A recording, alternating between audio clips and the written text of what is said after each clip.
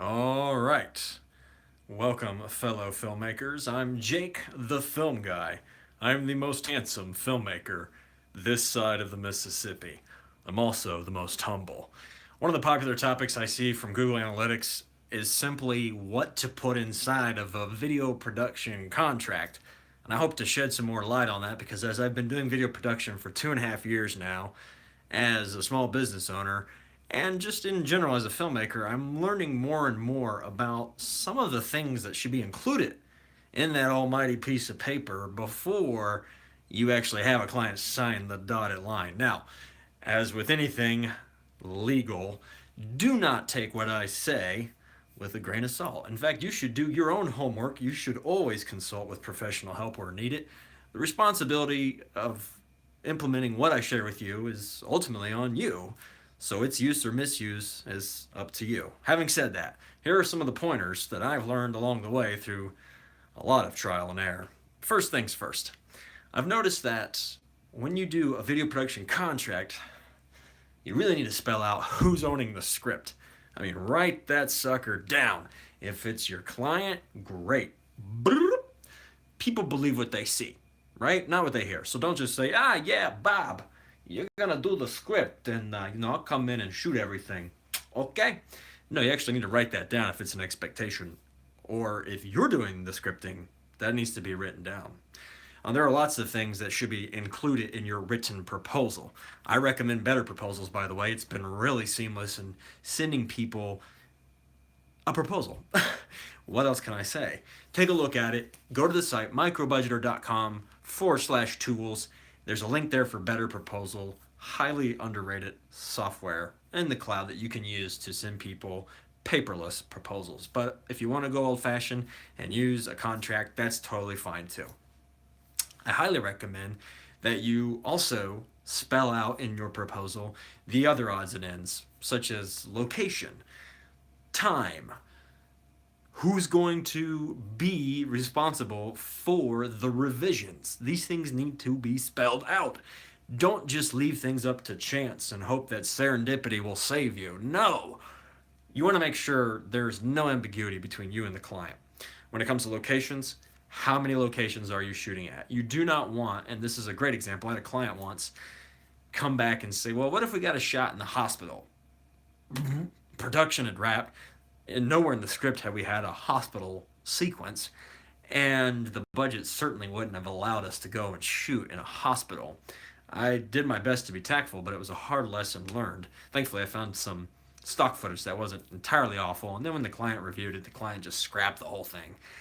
But the lesson was that the number of locations needs to be spelled out ahead of time. And if it's unknown, then you guys need to work around that. But something needs to be in writing. Time. How many days of production are you going to be shooting? You don't want them to be like, hey, Jim, can you come over? We got a big soiree going on tonight. It'd be great if you picked up some footage of me and all the big wigs, all of our C execs, so that for the history books, we can see how great of a time we had. How about it? You don't mind coming down, right? You got nothing better. You're just watching Game of Thrones. You need to spell out how much time you're going to commit to their project.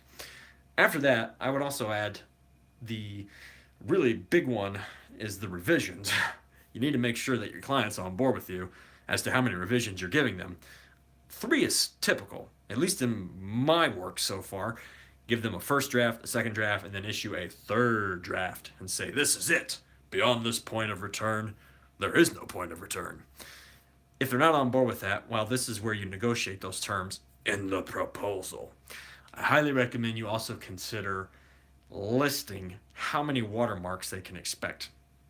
Meaning, if there is indeed going to be some sort of payment split where they give you a quarter, 50% at your pre-production meeting or on your first day of production, then the balance will be given to you at X point in time. Well, talk about watermarks.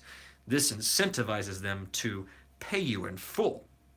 Doesn't matter, it doesn't have to be fancy, just put some kind of overlay on the video. It could just say, your name, and it can be obtuse, transparent though, so that they can see what it is you've conceptualized, but at the same time, it's to protect you and get paid. You also want to spell out how many discounts you're going to offer, if any. That should be a given.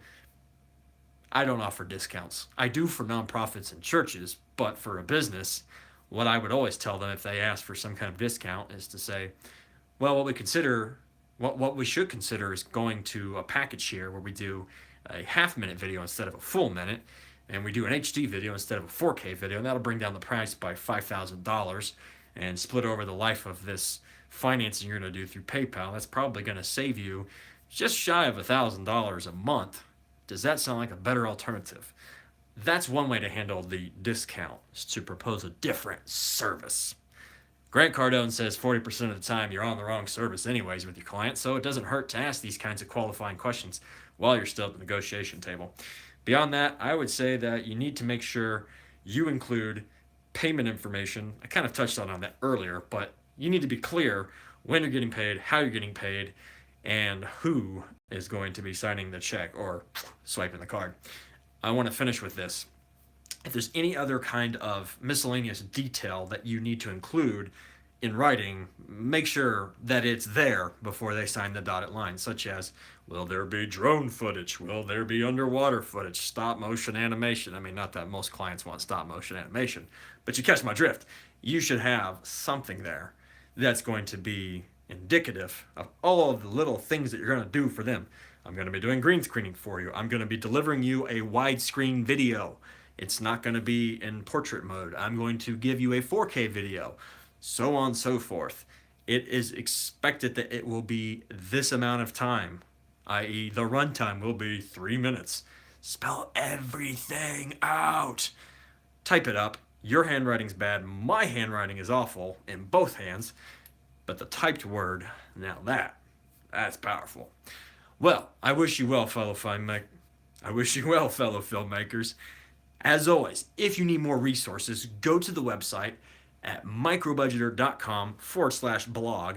You could even Google how to do a video production contract with that site, microbudgeter.com, in your search query. And this will give you not only more detailed information, but also a template that you can use. Burn it, tear it up, do whatever you want to do with it. It's material that I sourced from the public domain anyways. And again, its use or misuse ultimately lies on you. And as a filmmaker, we should be striving to take responsibility for all of our film shoots and all of our business dealings. Film is a business. So consult with more professional help. Take what I say with a grain of salt and keep creating with the king. God bless you all. I want you to tell stories of hope that's going to impact millions. And doing video production for businesses in your backyard will give you those skills you need to practice pitching. So, best of success. Let me know when you've landed your first 4-figure contract and your first 5-figure contract, and let's celebrate. Godspeed.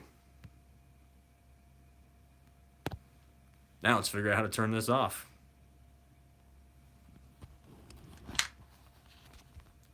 This is always the most illustrative period in a filmmaker's life, when they do their first YouTube live video and they don't know how to turn off the video.